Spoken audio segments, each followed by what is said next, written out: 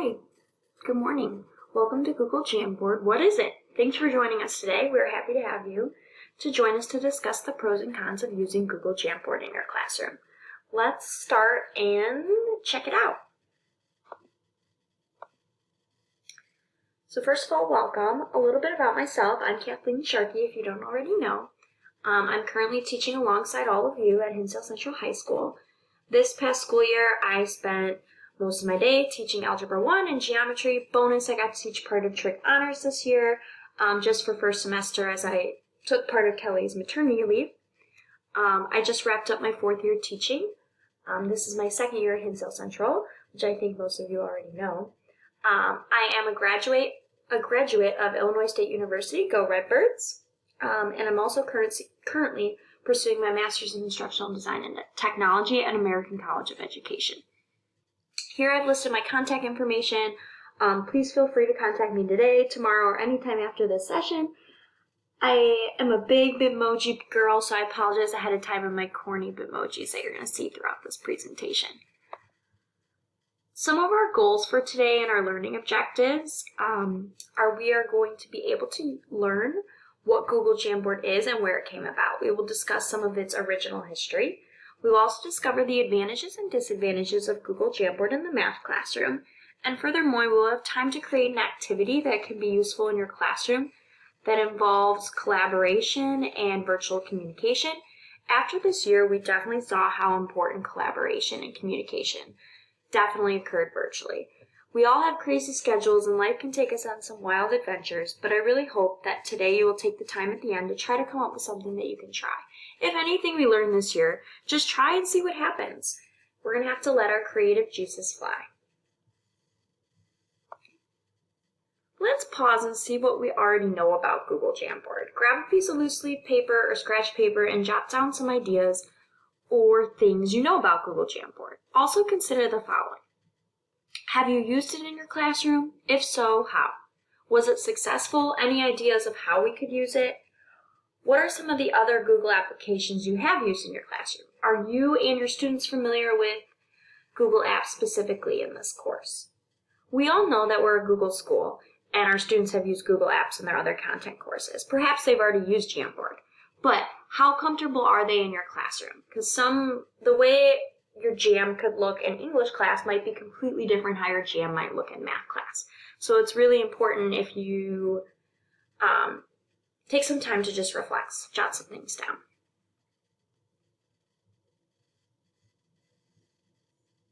One thing I find really interesting is where and when did Jamboard come about? I found an article on Google's website from a software engineer who explained his story with Jamboard.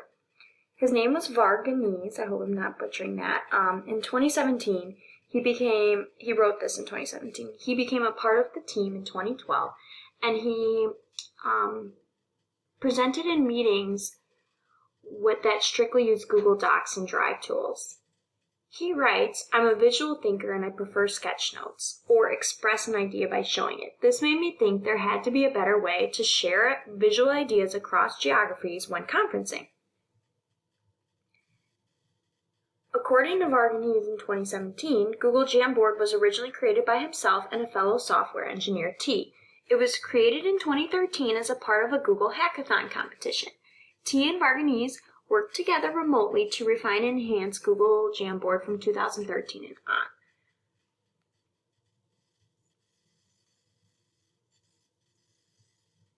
Overall, the two of them really just wanted to, as you saw in the video before, a lot of this is driven to in the workplace and how to be creative and share across. It's almost like a glorified smartboard, but in our classrooms we can use Jamboard as a virtual whiteboard almost on their Chromebooks. So why do we collaborate? In one of my readings at ACE, Cahill in 2011 states, significant research exists in the following areas. Students are not entering the workforce upon graduation with adequate communication and collaboration skills.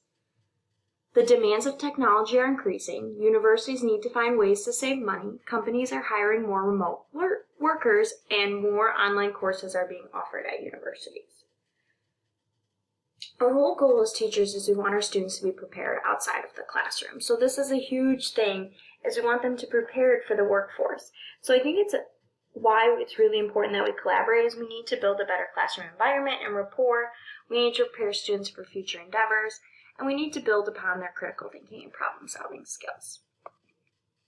So in a math classroom, what are some advantages of creating different jams?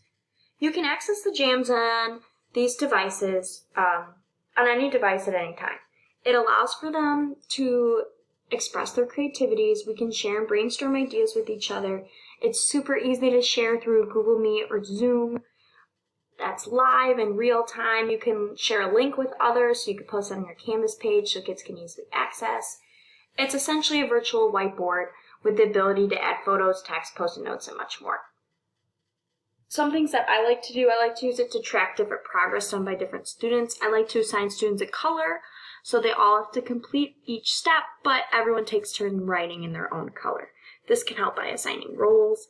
I use it a ton for SEL purposes as a warm-up or a closure activity. Also, sometimes it's a fun brain break.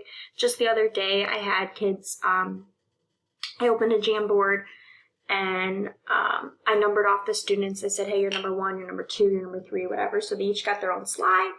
And I posted a silly picture of a cat, and we all took a turn, on their each slide, drawing a picture of the cat, and then we decided whose cat was the best. Just something super silly to do as a little brain break. I also assigned different breakout rooms, especially when we were totally, everyone was at home, or now even in the hybrid environment. I can assign different breakout rooms to different slides in the jam, so students can also view the whole class slides, but they can also specifically work on their own. Let me pull up an example. So here's an example of one of my jams that I used in my class. I called it a breakout room neighbor activity. I put the kids in different groups, so each slide has a different set of kids that were assigned in groups. And I had them just to kind of get to know you, a little SEL intro for the day. This used to be something I'd print out, and I'd have the kids fill in like a game board. And I want to see if we could find a group where we could fill in the whole entire thing, or if there was some groups where everyone has all done the same thing. So like this group, you can see I have a lot of people who've been on a college visit, a lot of people who love fast food. I had them just add little post-it notes on the side and put their initials. So each group, I put them in a breakout room, and I said, hey, take some turns, talk about which ones you guys have done, add your post-it notes.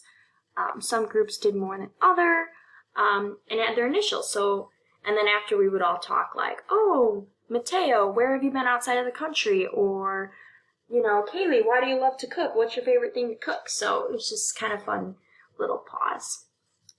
Another thing I did is a whole class Jamboard. I had students add sticky notes. Again, I'm a big fan of the sticky note part. If their last name started with A through K, they use this slide. If it started with L through Z, they use this slide. So what do they prefer? Are they sweet and salty? Just another opportunity to just chat. Specific to math, this was a review for a test. I had students make copies of the Jamboard and share this with me after, but I had them use different colors to talk about who was doing what. So like write an equation of parabola opening downward, draw a parabola with a minimum. So I had students talk about these different types of things here. With everything, there are a couple of disadvantages. I definitely believe the advantages outweigh the disadvantages. There is some front loading and time necessary to get comfortable with the product. When too many students access at once, this has happened to me, they can delete important things or mess with other people's slides. So it's really important to model and have clear expectations to prevent issues that can arise, especially if you have some behavioral issues. It's important that you're monitoring, maybe even through GoGuardian, just making sure someone's not like deleting everyone's stuff. I know we are finally in June, but I still have students who don't have a stylus. They have all the excuses in the book. They lost it. They lent it to a friend. They never got one, and much more. So especially with some of the math-specific things, I like them to write stuff out. So it's difficult to write it out if they don't have a stylus. So let's try it and give it a go. Take some time to play around on Google Jamboard. Create a jam that you can use in your classroom. Some examples could be having students draw different graphs and identify key components. You could do an SEL check-in like I kind of had, some factoring. You could do some solving equations. Think about what is relevant in your class right now or in the future. And once you have created something, if you could, please take the time to provide some feedback and fill out the Google form that's linked here.